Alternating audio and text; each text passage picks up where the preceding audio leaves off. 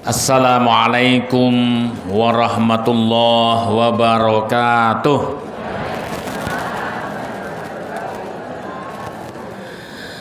Alhamdulillah nahmaduhu wa nasta'inuhu wa nastaghfiruh wa na'udzu billahi min syururi anfusina wa sayyiati a'malina. May yahdillah fala mudhillalah. Siapa yang Allah kasih dia petunjuk, maka tidak ada yang bisa menyesatkannya. Wa may yudlil, namun siapa yang Allah sesatkan, loh kok iso? Tentu setelah Allah kasih kita akal untuk bisa membedakan mana yang benar dan mana yang salah. Tentu setelah Allah kasih kita hati nurani untuk bisa merasakan mana yang pantas dan mana yang tidak pantas, mana yang baik dan mana yang buruk. Dan tentu setelah Allah turunkan Al-Quran sebagai Al-Furqan. Apa artinya Al-Furqan? Apa? Pembeda. Ini menunjukkan ngaji tenan ini. Al-Furqan. Al-Furqan itu pembeda yang sempurna. Nama lain dari Al-Quran itu adalah Al-Furqan. Pembeda yang sempurna antara yang hak dan yang batil. Sebenarnya mana itu? Al-Quran yang bisa menentukan itu. Kita lihat seringkali orang berperkara di televisi sudah 2-3 tahun rame terus, para pengacara saling kita benar, Anda salah, Anda memfitnah, selebihnya tidak, saya mengajukan fakta. Itu sampai kita bingung janjane saya benar saya ngendi. Iya enggak? Al-Quran sebagai Al-Furqan itu memasukkan hati nurani.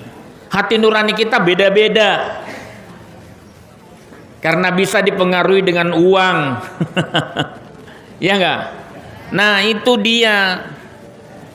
Ya, makanya Quran itu menentukan mana yang hak, yang benar-benar hak, dan mana yang batil, yang benar-benar batil.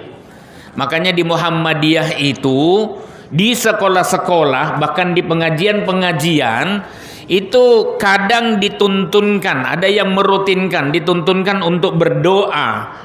Allahumma arinal haqqa haqqa warzuqnat tiba'a. Ya Allah, tampakkan pada saya yang benar, yang hak itu hak.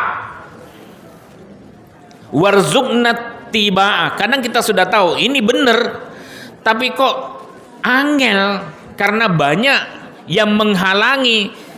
Kanan, kiri, depan, belakang, atas, bawah, semuanya begitu. Lah kita tidak bisa menentukan itu. Belum lagi godaan setan. Nah itulah nanti yang diwujudkan lewat jumroh, lempar jumroh. Ya, itu. Jangan sampai ada itu dulu itu ceritanya politisi.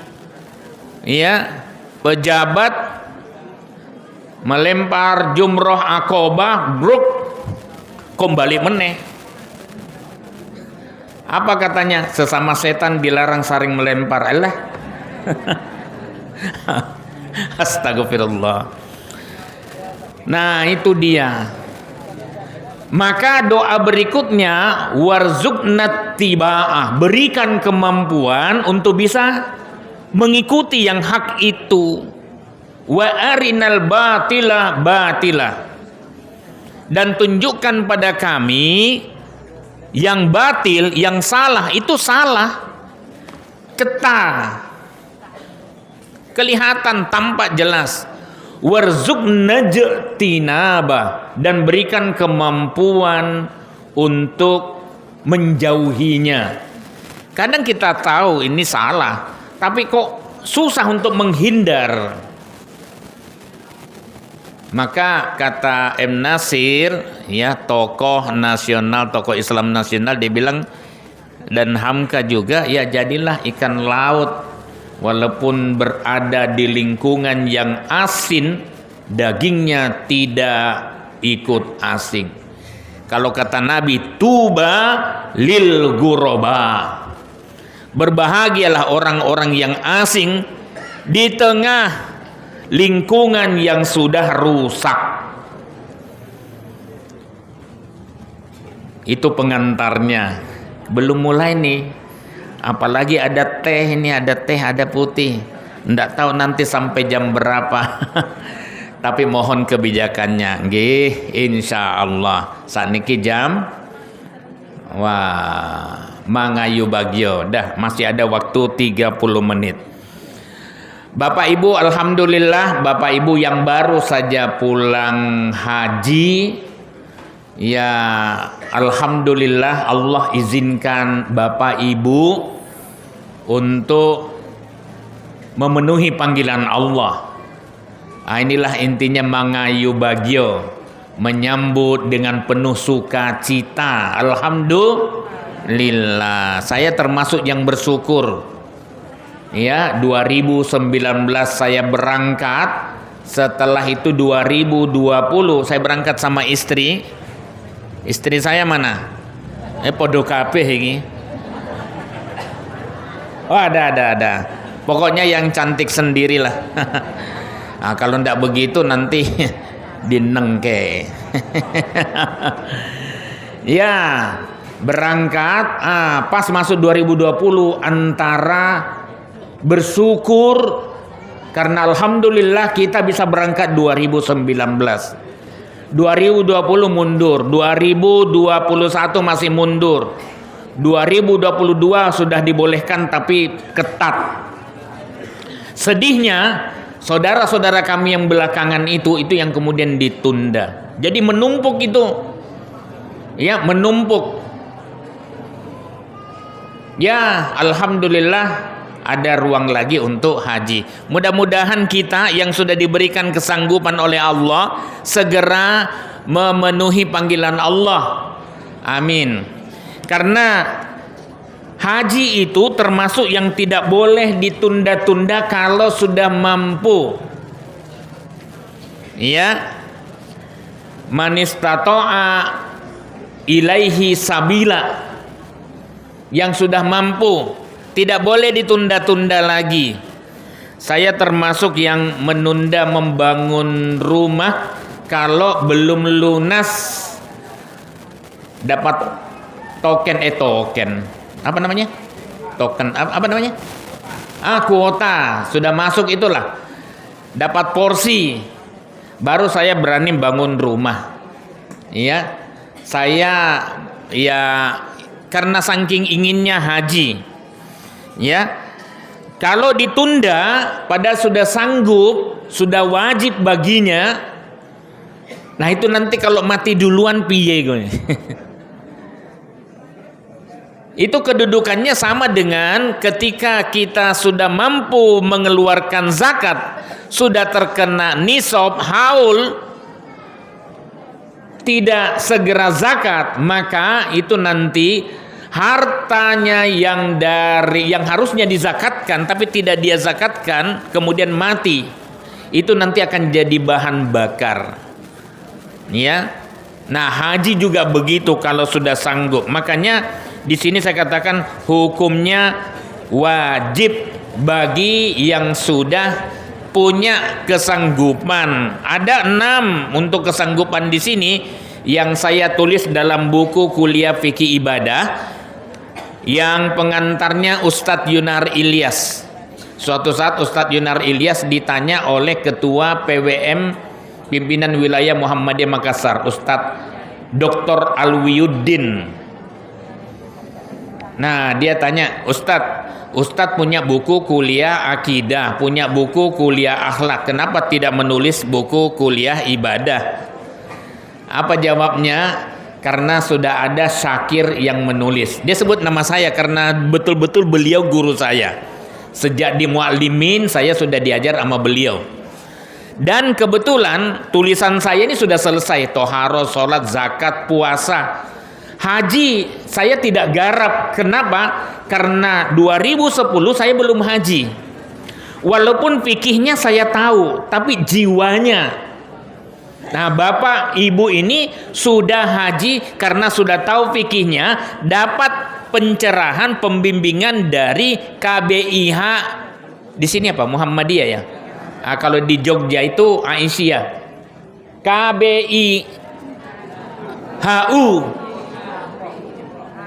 Oh, haji dan umroh Muhammadiyah. Di situ akan diajari bagaimana cara haji dan umroh sesuai dengan sunnah Nabi. Sudah bayar mahal, tidak sesuai dengan sunnah Nabi, eman. Ya, bisa pahuarat, ditolak ibadahnya. Ya, karena tidak sesuai dengan sunnah Nabi Sallallahu Alaihi Wasallam. Maka di sini kita dibimbing. Saya termasuk bersyukur saya ikut KBIH Aisyah Bantul. Bantul itu yang terbesar jamaah haji yang diberangkatkan di antara 5 wilayah di daerah istimewa Yogyakarta. Ya, tahun ini. Ya, alhamdulillah. Ya, saya memang tidak mendaftarkan diri sebagai petugas. Saya mau menikmati. Tapi teman-teman pada tahu, ada Ustadz Syakir ikut. Dadek ke pembimbing wae. Aduh. Ya sudahlah, di Muhammadiyah itu tidak boleh menawarkan diri. Ya, itu cirinya. Kalau diminta itu amanah. Ingat ya, tidak boleh menolak. Maka Pak Siamto itu sebenarnya dia mengatakan harusnya sudah bukan saya ini. Ya sudah regenerasi, tetapi ya masih diamanati ya, mau bagaimana lagi? Iya.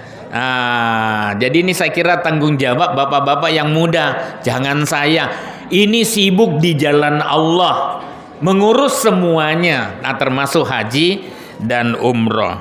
Ya, itu nanti bisa dibaca Ali Imran 97. Terus sudah selesai. Nah, apa yang diharapkan di akhir ini saya tambahkan meraih haji mabrur. Hadisnya tadi sudah disebutkan. Al-umrah ilal umrah kafaratul lima bainahuma. Umroh satu dengan umroh yang lain itu akan menjadi penghapus dosa-dosa di antara 2 umroh. Umrohnya Nabi SAW dalam selama hidupnya ada 4 kali, hajinya 1 kali. Iya. Nah, laksanakan. Nanti ada ketika kita di Mekah itu, saya kebetulan ketemu di lift. Mau kemana? Mau umroh. Ya alhamdulillah ini sudah umroh yang ke-13 dalam 1 kali perjalanan. Mana ada? Mana ada? Tapi kadang-kadang fikihnya berjalan. Eman-eman. Kalau orang Mekah, orang Madinah, orang yang dekat-dekat Saudi, gampang saja dia datang. Kita Indonesia itu 11 jam perjalanan. Iya enggak? Jauh, eman-eman. Nah, kalkulasi matematikanya jalan. Ya boleh, kata kiainya boleh. Ya, tapi kalau Muhammadiyah cukup sekali. Yang lainnya tawaf saja. Nanti ada badal. Nah, ada yang nawar-nawarin bisnis badal haji. Nah, kalau di Muhammadiyah tidak boleh pakai uang. Kalau dikasih ya diterima, tapi tidak usah pasang tarif. Ya kalau dikasih. Kalau kita sebagai bagian dari jamaah haji akan dibadalkan ketika ada yang tidak sanggup. karena sakit, karena sudah meninggal, ya karena tidak kuat berdiri, ya jadi itu boleh dibadalkan. Makanya di sana rata-rata itu yang membadalkan di hadis itu adalah anaknya, orang tuanya, saudaranya, karib kerabat. Itu artinya apa? Jangan berbisnis dalam masalah ini. Tarjih menjelaskan hal itu. Ya. Tapi kalau di luar bayar. Ya alhamdulillah di Muhammadiyah tidak. Tapi maaf ya, ini kayaknya yang haji ini ya agak saya 10 kali umroh saya. Tapi enggak apa-apa lah, ya. Nah, kemudian apa? Wal hajjul mabrur, dan haji mabrur laisa lahu jaza illal jannah. Hadis riwayat Bukhari Muslim muttafaqun alaih. Tidak ada balasan bagi orang yang mendapatkan haji mabrur kecuali surga. Kecuali surga. Coba kalau kita tiba-tiba dipanggil oleh Allah, atau sekarang aja lah, jangan Pak, jangan. Masih ada utang. Apa yang kita harapkan dari Allah? Apa yang kita harapkan dari Allah kalau kita nanti dipanggil oleh Allah? Apa pertama? Masuk surga. Nah, ini orang-orang haji masuk surga. Itu bentuk kasih sayang Allah. Ya, apalagi mendapatkan ampunan. Terlalu banyak doa ampunan sejak kita sholat sampai kemudian di Makkah. Bahkan kalau sudah haji dan umroh, yang paling banyak dibaca itu adalah doa sapu jagat, karena dia adalah puncak di mana ada ibadah fisik, ada ibadah ruhiyah, ada ibadah maliyah. Larang Pak Bu. Sekarang berapa kalau untuk lunas? 56. Itu kalau dari Sragen, nggih. Pinten? Ya sekitar itulah. Sekitar itu. Iya, ya memang mahal. Makanya sekali berangkat harus mabrur. Itu tujuan kita, karena surga janji Allah. Itu wujud kasih sayang Allah. Apa yang kita harapkan? Ampunan, kasih sayang Allah. Yang paling tinggi adalah ridhonya Allah. Radhiyallahu anhum wa radu an. Ya. Nah, itu yang kita harapkan. Ketika kita sholat, duduk di antara dua sujud, kan ada itu doa ampunan. Doanya apa Bapak Ibu? Allahumma ghafirli warhamni, atau Rabbi ghafirli warhamni. Saya mau tes aja lah. Saya mau tes.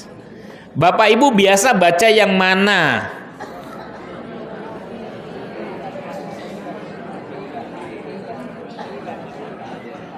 Oke. Enggak, karena ini banyak yang terdengar.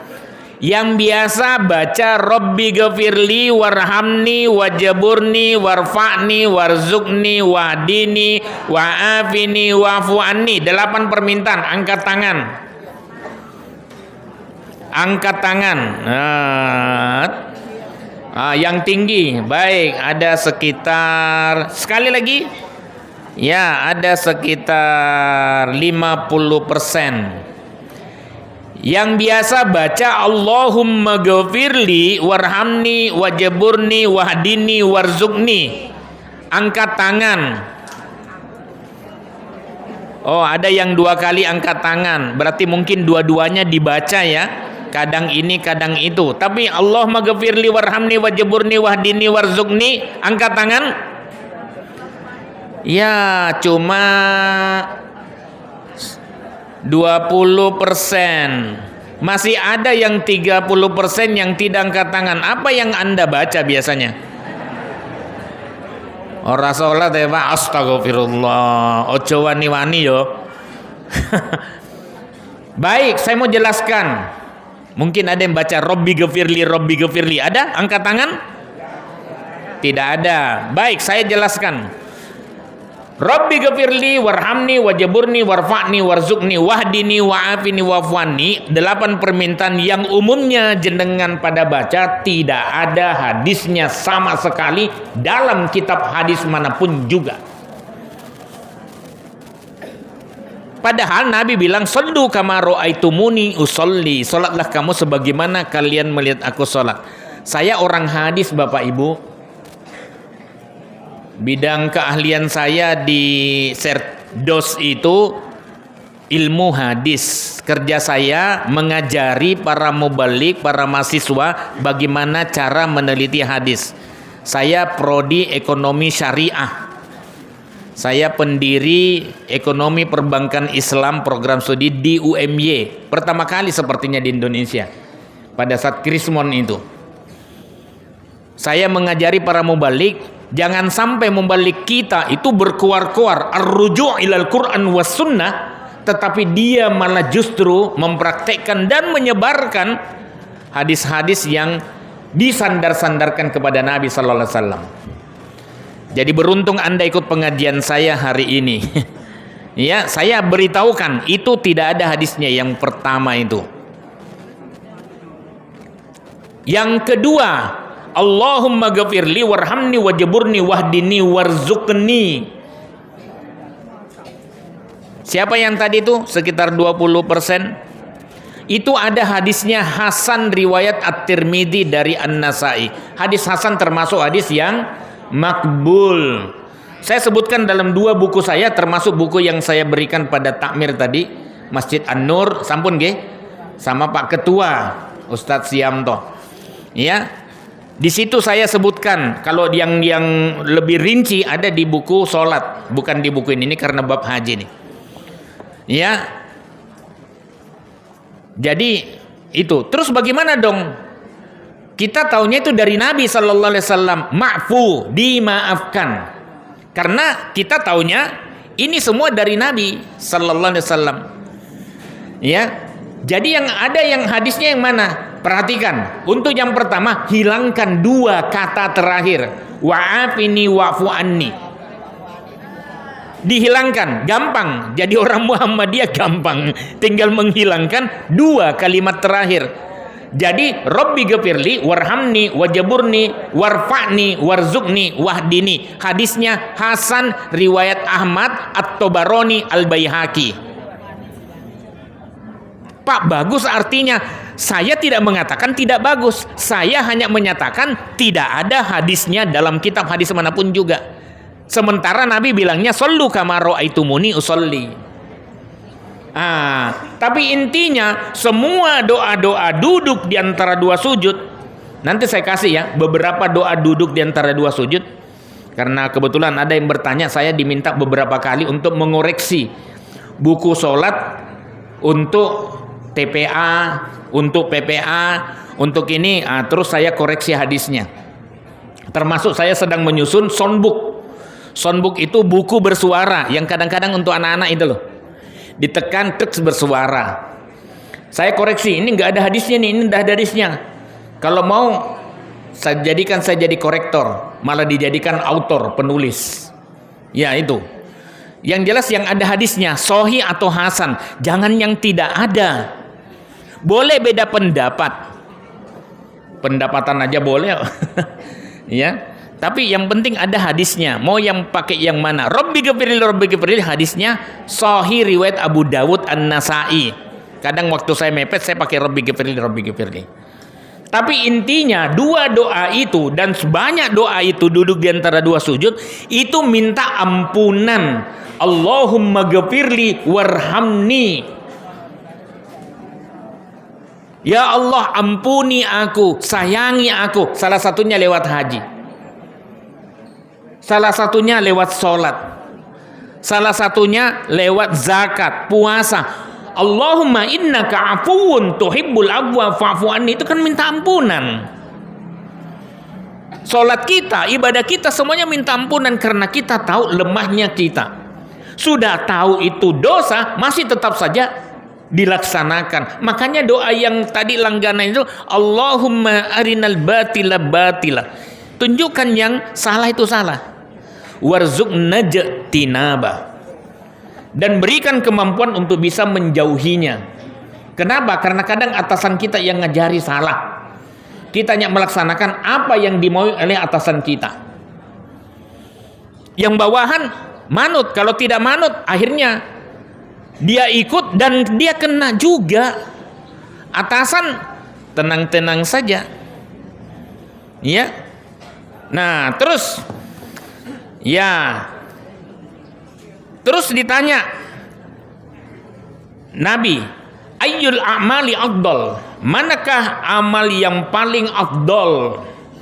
Setelah Nabi SAW menjawab iman kepada Allah dan Rasulnya, jihad di jalan Allah, yang ketiga beliau menjawab hajjum mabrur. Haji kalau mabrur itu paling afdal. Kalau mabrur. Jadi berjanjilah pada bapak-bapak yang sudah haji, bapak ibu yang sudah haji, saya harus menjadi hamba yang lebih baik dari sebelum haji. Saya harus menjadi hamba yang lebih baik sebelum sholat dan setelah saya sholat.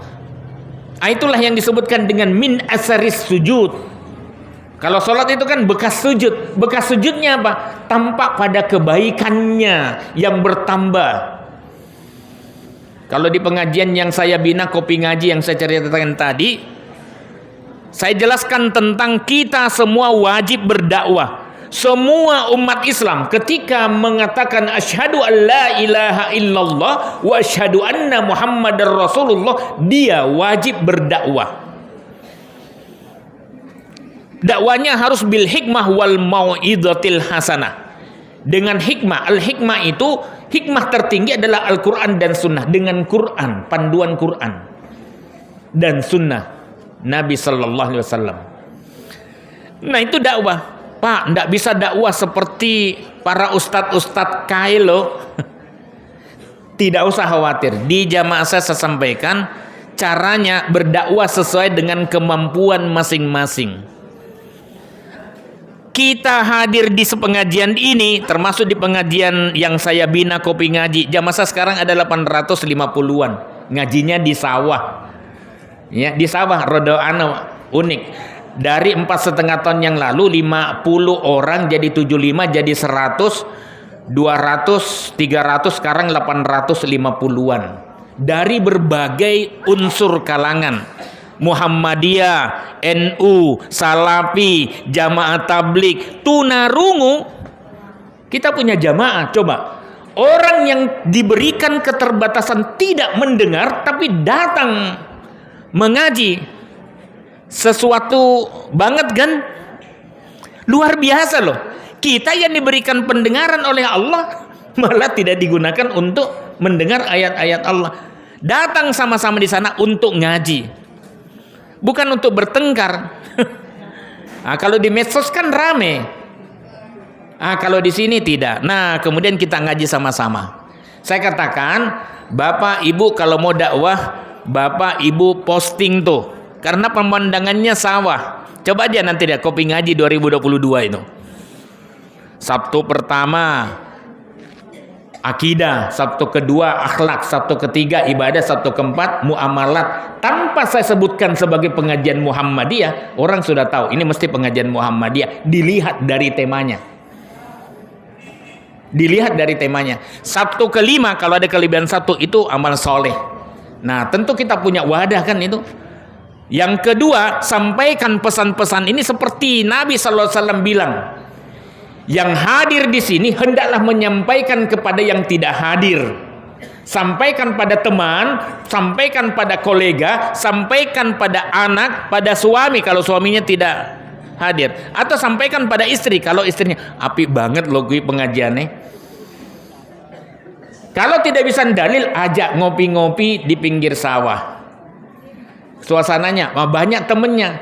Coba Pak Siamto, Pak Ketua kita datang ke sini, wah sudah lama tidak ketemu. Coba silaturahminya ada, salaman, nyes, bahagia, melihat orang senyum bahagia, kita tertular bahagia. Makanya pengajian offline itu penting. Nah, sampaikan itu kalau tidak bisa. Dan kita punya catatan, ada yang mencatat. Kita punya tim yang solid. Dan ada tanya jawabnya. Ini mau tanya jawab tapi nggak ada lagi waktunya. Ya, cuma 30 menit. Tapi di Kopi Ngaji itu harus ada tanya jawab. Penceramah sebaik apapun, kalau dia tidak berikan kesempatan tanya jawab, besok-besok saya tidak undang. Lah, coba, masa kita ngaji tidak ada masalah? Saya lihat ada masalah. Masalah itu dikonfirmasikan bagaimana petunjuk Allah dan Rasulnya mengenai masalah yang saya hadapi. Masalah keluarga lah, masalah utang lah, ya, bagaimana cara membebaskan utang, riba khususnya. Kita sudah haji, pernah kan dapat cerita kan di medsos itu, di YouTube itu, Bapak dari mana? Pakai bahasa Inggris karena ini pimpinan bank ini. Oh, saya dari Indonesia. Masya Allah, orang Indonesia banyak haji, kaya-kaya, baik-baik, ramah-ramah. Apa pekerjaan Bapak? Ditanya sama yang di depan itu. Bankir. Langsung kaget. Inna lillahi wa inna ilaihi raji'un. Konvensional. Anda haji jauh-jauh, bayar mahal, pulang aja. Disuruh pulang coba sama syekhnya. Tidak ada gunanya hajimu kalau kamu masih menantang Allah, ngajak perang Allah. Loh, coba memberlakukan riba itu, makanya tadi mengatakan itu haram. Tinggalkan segera. Memberlakukan riba itu sama dengan ngajak perang Allah. Ya.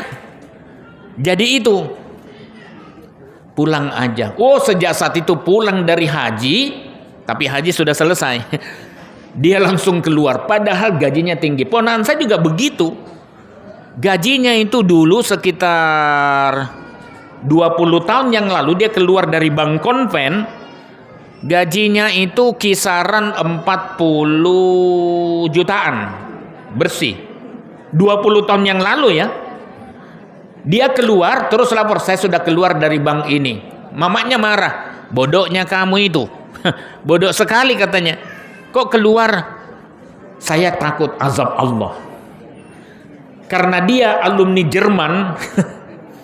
Dia masuk di tambang, alumni tambang Jerman. Dia langsung diterima dengan gaji yang berlipat daripada gaji riba. Walaupun juga besar. Jadi Bapak Ibu, ya tentu selain thayyibul kalam, ifsa'us salam, berkata baik, menyebarkan kedamaian, wa thayyibul it'amut ta'am, tentu itu. Walaupun dalam penelitian saya mungkin bisa dibaca nanti ya. Itu hadisnya agak bermasalah. Tetapi namanya al-mabrur, al-hajjul mabrur, itu kan haji yang baik, dari kata bir. Bir bukan bahasa Indonesia ya. Bir minuman yang memabukkan itu. Dari kata bir, mabrur, Anda harus memperjuangkan kebaikan itu. Tadi sudah disebutkan, jangan sampai sudah merasa puas sholat di Madinah, sholat di Masjidil Haram dengan pahala 1000 kali kebaikannya dibanding daripada sholat di masjid-masjid di selain Madinah. Bahkan kalau di Masjidil Haram itu 100.000 kali lipat. Terus setelah pulang haji, orang tahu menyang masjid. Katanya apa? Sudah sholat di Mekah. Haji cap opo iki? Haji cap apa? Kebaikannya tidak bertambah. Semangat dakwah amar ma'ruf nahi mungkar juga tidak muncul. Makanya dulu yang begini, yang haji itu diawasi oleh Belanda. Karena ini berbahaya, dia akan membawa kesadaran yang luar biasa, spiritual. Nah, kebaikan itu apa?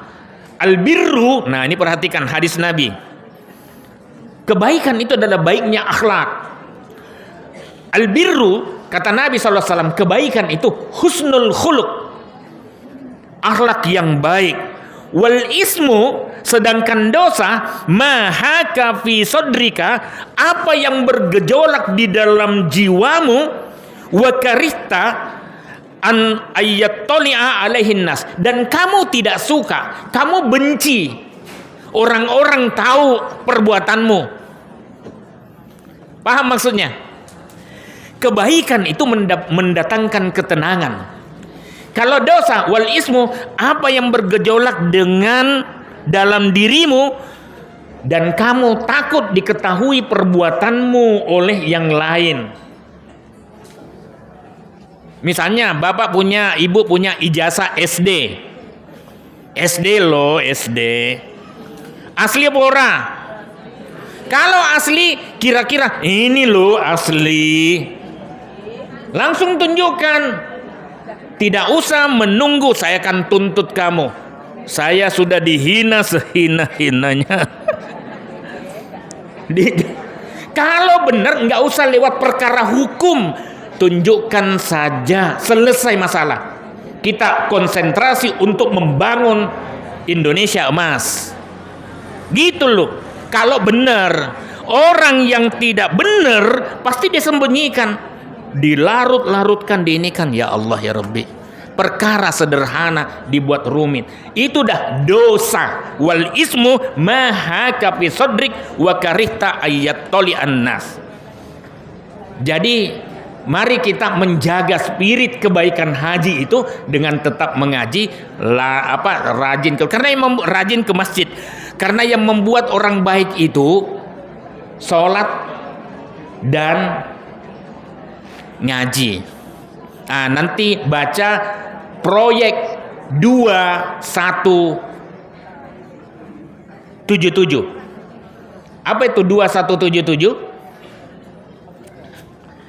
Al-Baqarah 177.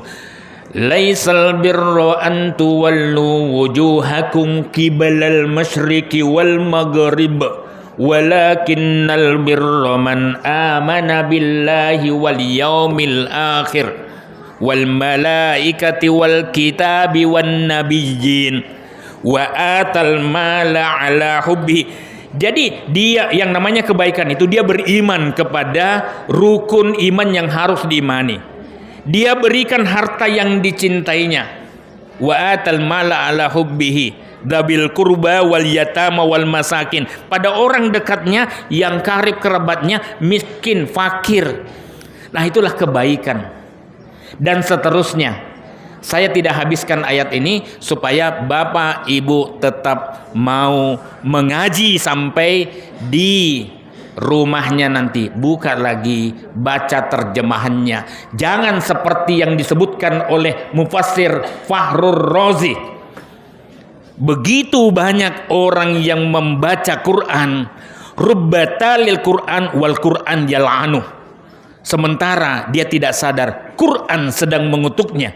Karena dia hanya fokus menghabiskan ayat tapi tidak paham apa yang dimaksud dengan ayat itu yang sebenarnya menyindir kehidupannya sehari-hari. Wassalamualaikum warahmatullahi wabarakatuh.